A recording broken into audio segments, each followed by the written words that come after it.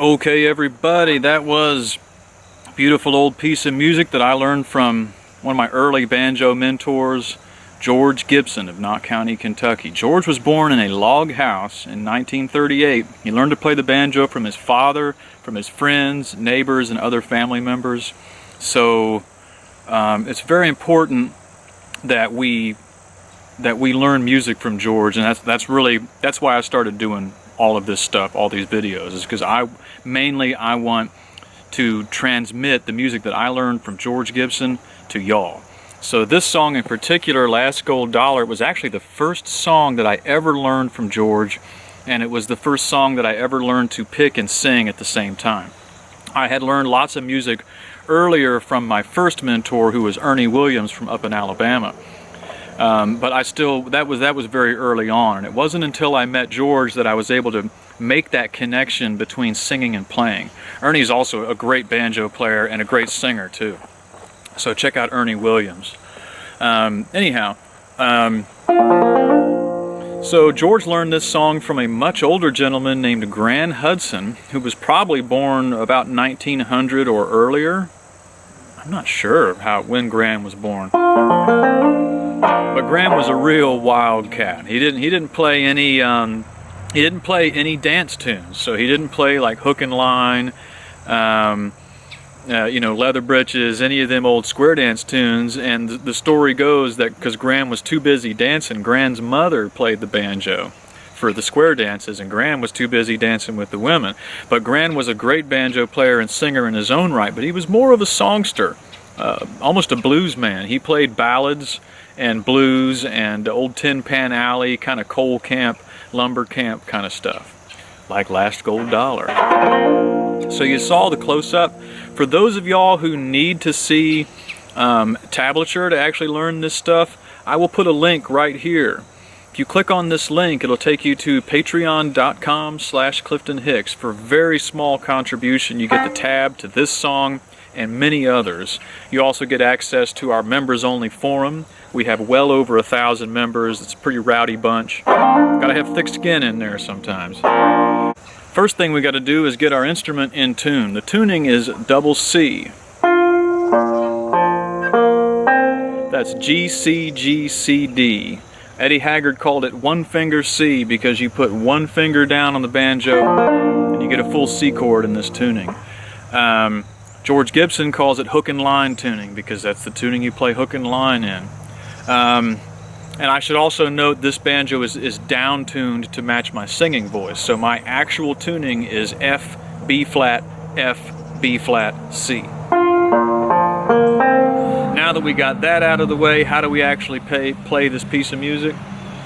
So I like to hold this chord shape, Eddie Haggard's one finger C, and then I strike the bass string open a couple times to get started. Then I slide on the bass string from the 2 to 4 fret. Then you're going to strike the 3rd string open, Then you're going to do a little double note on the 3rd string at the 2nd fret. Double note is just where you do a pull off and you immediately go back and note it and strike it again, twice in a row. Then another slide on the bass string. You can slide on the bass string, but you know what? I don't slide on the bass string. I just note the bass string at the 2nd fret and then hit the bass string open. Okay, that's a mouthful, but that gives you, oh my last gold dollar's gone. Then we're going to do a hammer on the 3rd string at the 2nd fret, and then you're going to ride the 2nd string open for, I think you're going to strike it 3 times.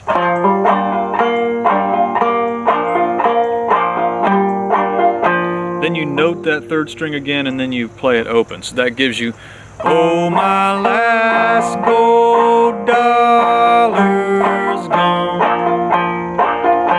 Then I like to pluck off on the 3rd string at the 2nd, followed by, you basically do a walk up. You pluck off on the 3rd string, then you quickly strike the 2nd string open, then you quickly hammer on the 1st string. It's all in the 2nd fret. Then it's a little double, another one of those double notes on the 1st string. Quickly hit the 2nd string open, 3rd string open, and then another double note on the 3rd string at the 2nd fret.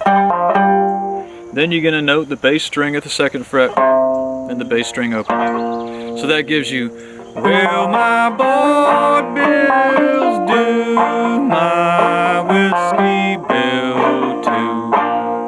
Then do that same slide run up that you did in the beginning. And my last gold dollar's gone. So let's just go through that one more time. Well, my last gold dollar's gone. Oh, my last gold dollar's gone. Well, my board bill's due, my whiskey bill too, and my last gold dollar's gone. That's all there is to it. It's probably most commonly in today's old-time scene, it's most commonly called mole in the ground. Well, I wish I was a mole in the ground. I wish I was a mole in the ground. I was a mole in the ground, I'd root this mountain down. I wish I was a mole in the ground. But I prefer the title Last Gold Dollar, and I prefer the lyrics to Last Gold Dollar. But interestingly enough, Gran Hudson, who George Gibson learned this song from, Gran put both those songs together. So when he played Last Gold Dollar, he would sing all those verses to Last Gold Dollar, and then he would also, bam, he would tack all the verses to Mole in the Ground on the back of it. Okay, everybody, if you like that, please give us a thumbs up, subscribe to the channel, share this video with some people, and hit us up on the Patreon group. You'll see a link to that as well. And thank you for looking.